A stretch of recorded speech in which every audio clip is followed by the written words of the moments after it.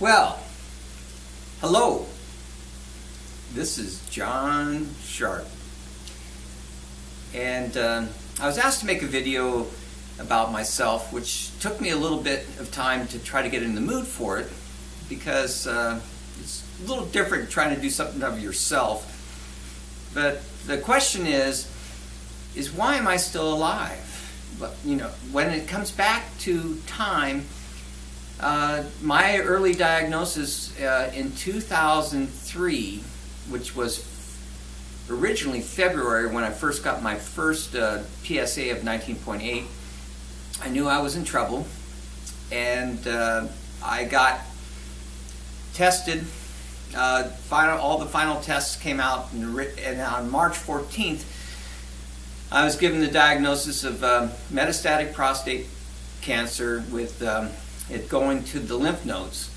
I was fortunate enough to encounter Dr. E. David Crawford, Dan Petrolak, and also Mike Bloday, and the wonderful staff of the University of Colorado Hospital. I can't say enough good things for that.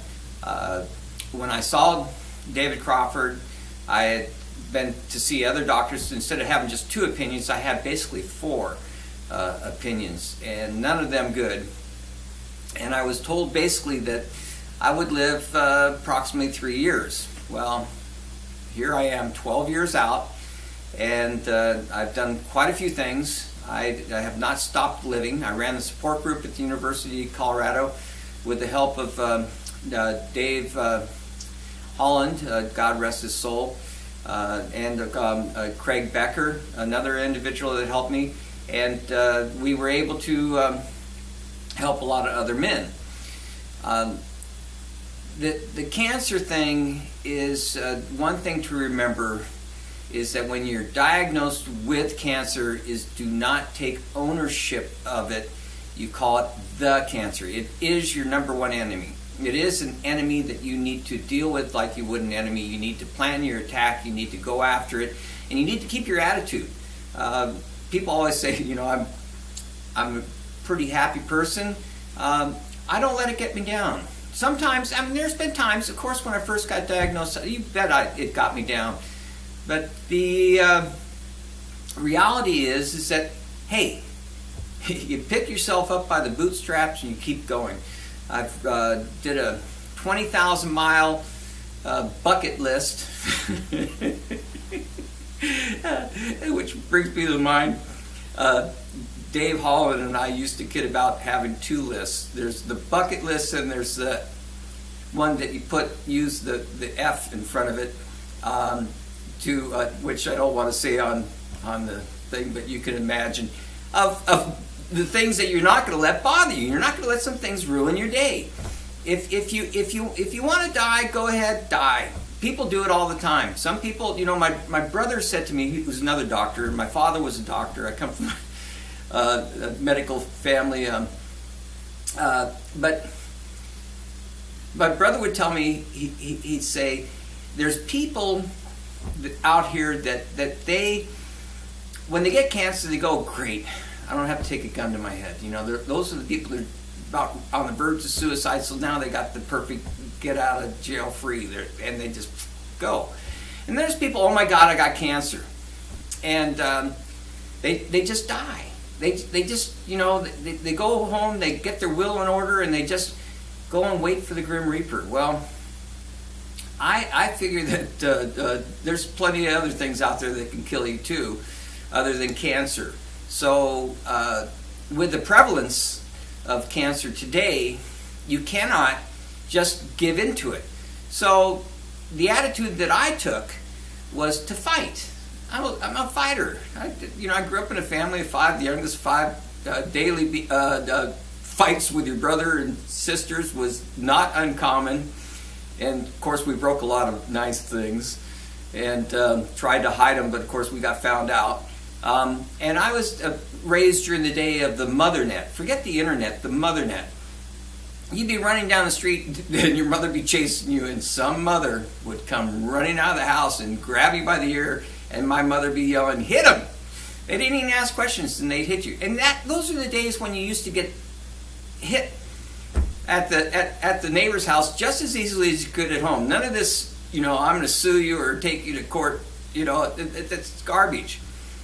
Didn't ruin my life. I'm not, sure. I grew up in probably a dysfunctional family, but who didn't? My mother would always say, it'll either make you stronger or it'll kill you. So here I am. I'm still alive because I got inner strength. I got an attitude about living, and living is a God-given gift. Period.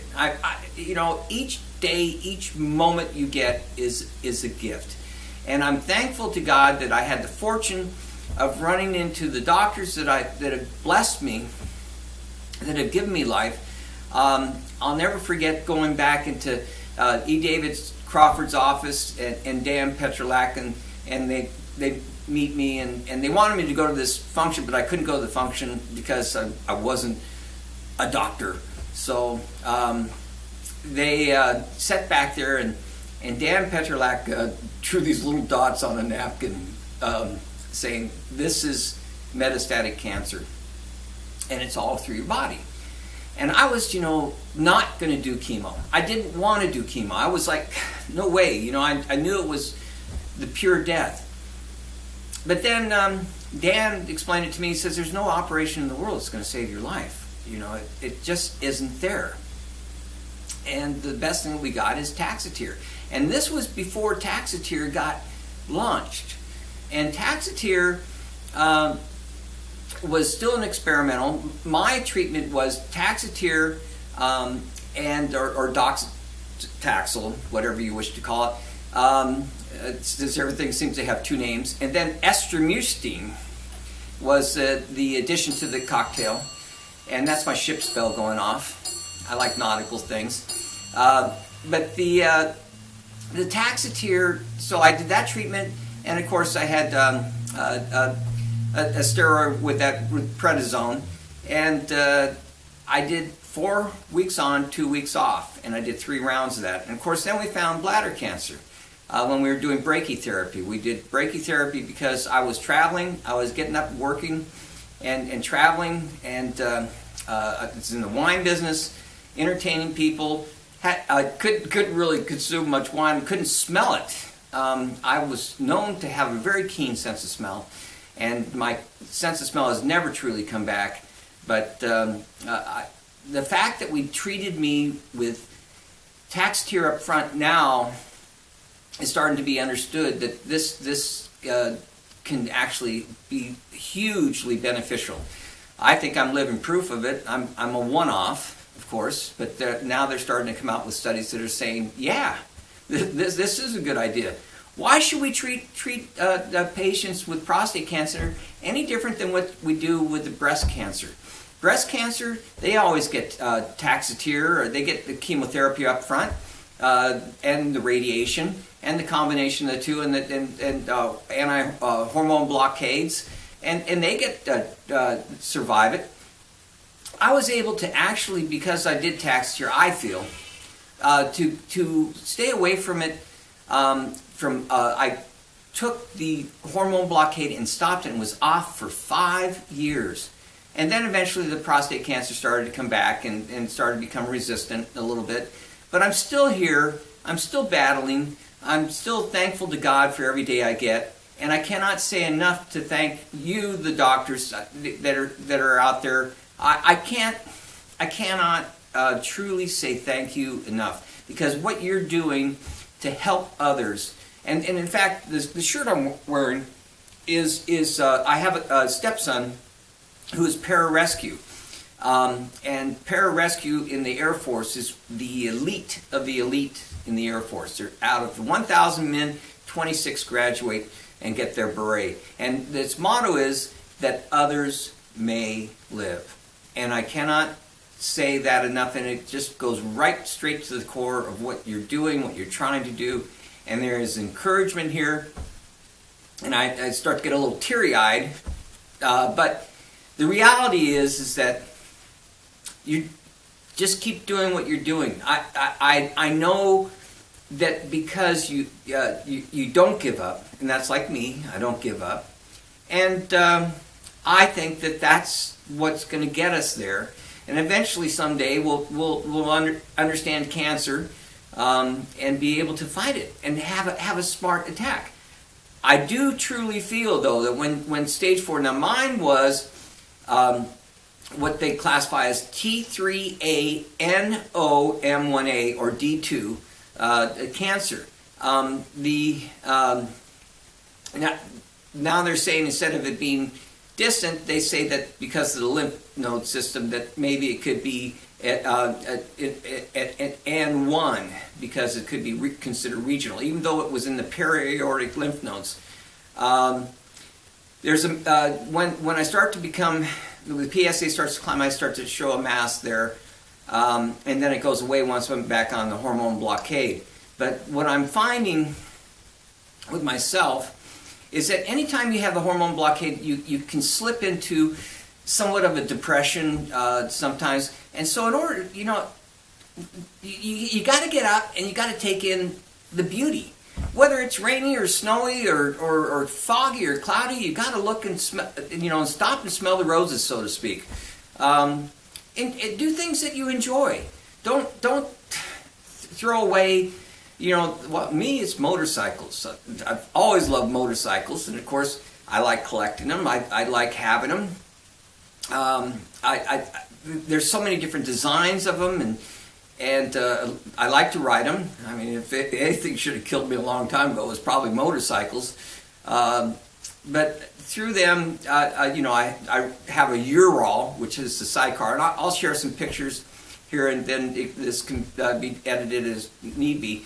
But I think that there's some footage here that you'll be able to use, and I think that the patient-doctor experience is that the patient needs to take hold, they need to take responsibility for learning what they're dealing with. I think too many times the patients are thinking that they're going to get Ben Casey or Dr. Kildare or Marcus Welby, MD, that's going to sit there and hold their hands. Well, I understand that a doctor is got such demands on them that their ability and their time that they have is next to impossible.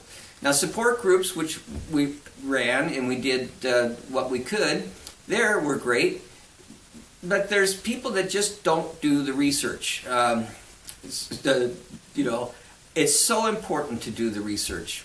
But anyway, I just want to say thank you very much. God bless you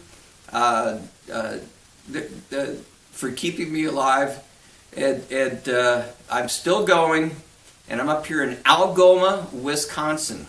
All right? Cheese country. And of all things, I inherited a poodle, which I'm kind of a Rottweiler, kind of a German Shepherd, kind of a Labrador type person, and I got this miniature poodle, and she's a sweet girl, and I love her, and of all names that she could have is Brie, like the cheese, and I'm in the cheese state. I've definitely become a fan of the Packers. I definitely take advantage of every day that I've been given, and I get excited about simple things. Don't give up your hobbies. Don't give up the things that you're passionate about. I think that many cancer patients sometimes give up their passions, and all they do is they become overwhelmed and pulled down with the cancer. Well, cancer does not give you a get-out-of-jail-free card. There was a gentleman that I was talking to one day that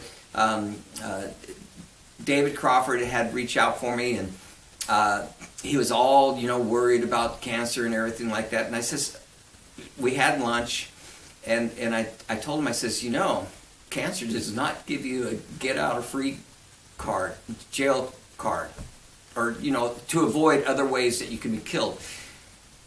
And so we're walking out of the restaurant, go to get out, and he's about ready to walk across the street.